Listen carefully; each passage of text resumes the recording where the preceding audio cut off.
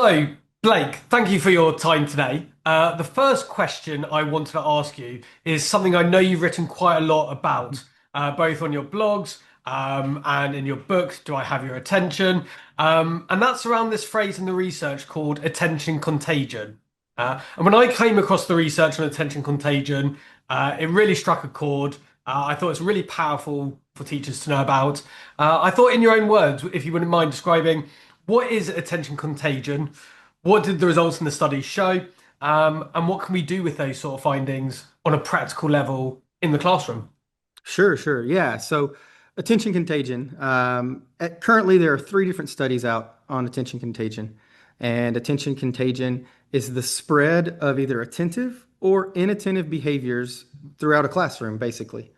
Um, and these studies, they looked at more, I call them covert thieves of attention, right? We're aware of the overt distractions. We're aware that when a kid lashes out, we know that distracts other students. But these attention contagion studies were looking at the more covert. Like, what if a student just leans back in their chair? What if a student just kind of gazes off to the side? What if a student just doesn't take notes, just isn't participating? Yeah. Does that lack of participation spread and influence others around them? Um, and and all three studies, all three of them came to the conclusion that yes, these more covert distractors don't just distract the singular student doing that thing or not doing what they're supposed to be doing, but it spreads. Some of the interesting findings were that students that were around other students who were not doing what they were supposed to be doing took fewer notes. Right. They felt less motivated to participate. They Yeah. saw the lessons as being less important. And then that was reflected in post class assessments where the students did worse because they weren't paying attention as much and they weren't taking notes and they weren't participating as much. Um, I think attention contagion is really important for teachers to know about because, we see these things happen in class. We see that Billy's not paying attention, but we kind of think as teachers, as long as Billy's just distracting Billy, it's fine. We'll let it go. But that's not the case. Billy isn't just distracting Billy. He's also influencing those around him. Which is really interesting because it's definitely easy to let some stuff slide because it doesn't feel like it's a big deal. And I guess what I found interesting for me in these studies is not only does paying attention help other students pay attention, but actually even the not paying attention, the inattentiveness, that can spread as well.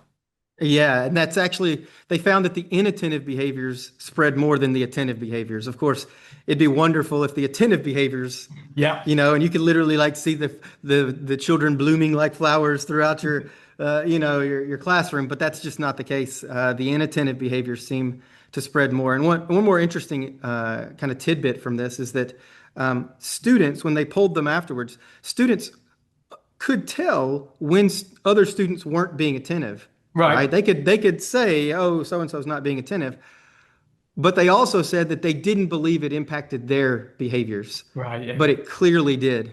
It Yeah. clearly did. So that's another interesting thing that it's important to tell students about, right? Yeah. And so for you then, what's the natural conclusion in terms of what you can do with this? How would this affect your seating plans? How does it affect your behavior management of the Right. class? How is your life as a teacher now different knowing about this attention contagion? Sure. So it gives me something to look for, honestly, Yeah. right? It impacts how I arrange my classroom, and that knowing that, just because, think about this, if one student not paying attention can impact others, think about how many other distractions in a classroom are more overt than those little things, and they're certainly going to impact attention and learning. Yeah. So it really impacts how I set up my classroom, what I've got on the wall, how I instruct. It really makes me focus on what the students need to focus on and make it as clear cut as possible and to remove as many distractors as possible. And on that note, 'cause you referred to things that are on the wall, and there's always this interesting debate around classroom displays. Hmm. Would you mind sharing what your thoughts are, your reading of the research around classroom displays if they do distract students' attention? If they don't, what can we do to use that research to harness focus? Right. So I think kind of our best bet here Yeah. is is if you're going to put up displays, especially where students are supposed to be focusing on the lesson, right? Mhm. Think the front of your classroom or whatever. Make sure those displays are about the curriculum you're teaching, Right. right? Um, because it can anything can be a distractor, right? And I understand, especially at the primary level, the want to make your classroom really inviting. And I'm not saying don't make it inviting, but maybe those displays that are off topic of what we're talking about, put those in the back of the classroom where the students aren't really looking at them, and they can see them later. And you can still build that sense of community. But as far as what you're putting up in the classroom, where the students are going to be looking, where they're going to focus their attention, your best bet is to make whatever's up on the wall about what you're talking about in class that day. Because I think that is the worry sometimes when people hear about this idea that classroom displays and the research behind it showing that it can compete for attention. They're worried that what's being advocated for is a very sterile, bare, almost quite harsh environment that isn't warm, that isn't inviting. Right. So I like your suggestion about, there's still a place for that. Of course. Because So I do find it really interesting of like, of course, there's a number of reasons why you would do displays. You want to celebrate good work. You want to create an environment that feels warm. So there is a lot to be said for them, but I guess like a bit of a trade-off it exists essentially. sure, right. Yeah, that like a yeah. With most things in education, right? It's Yeah. not necessarily an either or, right? Do this Yeah. or don't do this. There's probably a middle ground with most things, and that's how I see it. And what I read through in the literature is that um, keep the things that are curriculum focused where the students are, and maybe the things that are more community focused towards the back. I mean, we're not asking for blank cinder block rooms Yeah, yeah, or yeah. anything like that. Yeah. And I guess the final thing that I just wanted to pick your brains on is so you got attention contagion spreading, you got classroom displays. The other thing I thought was quite interesting is sometimes how we present information Mm. can obviously be a source of overload and distraction. If you were going to give in 1 or 2 minutes max your top tips for how we present information in a way that uses the science of learning so it doesn't compete for attention. Any thoughts on that? Yes. So yeah, if I've got a minute to just kind of give a massive overview, right? Yeah, go for it. I would defer to being to go with simple. Keep it simple. Yeah. Especially if students are hearing information for the very first time, right? As the teacher, it all makes sense to us. We know how every bit and bob fits together, how the whole curriculum, like we can see what's going on next week and how it all fits together from last week. But the students, their schema of this topic or this curriculum, it isn't as well established. So they're going Yeah. to they can't put the pieces together of the puzzle, right? It's almost like we're putting together a jigsaw puzzle and we've got the box. We can see what the picture's supposed to look like, Yeah. but they don't. They just see the individual pieces.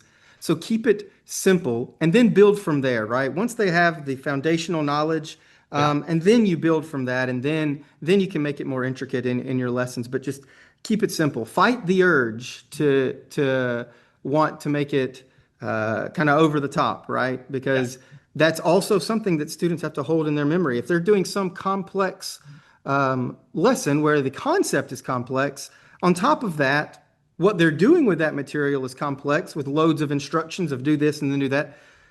Something's got to give, right? Either they're not going to do the lesson well, or they're not going to be able to hold that information that they need to hold in their memory. So keep it simple to Which, start. which is really interesting because I think even of my own children when their school experience is, I ask them, what do you remember the most from your lesson? And sometimes they come up with some really obscure things that I'm almost sure wasn't the main focus or intention of the lesson. But it's just a great illustration of you can never be sure Hmm. what people are paying attention to. So the more stuff you chuck into the mix, Right. the more variation of what their answer might be, right? Absolutely. No, you're exactly right. Yeah.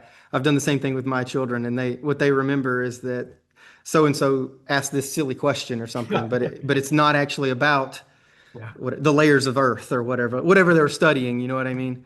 And So that's yeah, like, yeah, it's just really interesting, I guess, because, we often talk about how, like, because working memory is so small, you want to make sure that the main thing is taking up the main focus, right? And that's exactly. why some people would say, and I'm guessing you'd be one of them, that attention is the fundamental part of the learning process. You can't learn if you're not attending to the information. Exactly. Yeah. Right. Yeah. Whatever you pay attention to is what you have a chance of learning, Right. right? Yeah. If you're not giving whatever you're not giving your conscious attention to, you have no chance of learning. That's why, I mean, I see this as one of the most, if not the most important aspects of memory and learning. It's why I wrote a book about it. Do I have your attention? Because that attention, without attention, nothing else really matters, Yeah. right?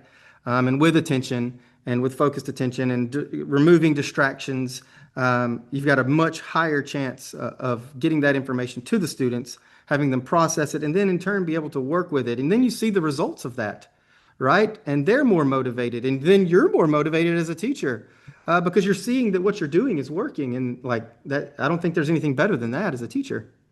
Amazing. Blake, I thought your book generally is superb. If people wanted to read more, specifically about your blogs, which I know for me, I think are some of the best science of learning blogs out there, where could people read more about this stuff? Sure. So my website or my blog is Effortful Educator, just spelled out completely, effortfuleducator.com. I'm on X, I'm on Blue Sky, all the things. And then, of course, my book, Do I Have Your Attention, goes over all of this attention contagion in way more depth, and just how I see this as a classroom teacher writing for classroom teachers. Amazing. Honestly, I think I can't praise your writing enough. Thank you so much for your time, lending us your expertise. Blake, it's been a pleasure. Thank you so much for having me.